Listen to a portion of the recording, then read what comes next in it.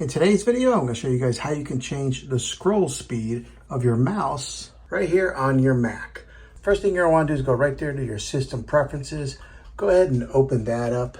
All right, and when you get this box come up here over here on the left-hand side, you're going to want to go right there to where it says mouse. Click on that. Okay, and then over here on the right-hand side of that menu, it says track speed.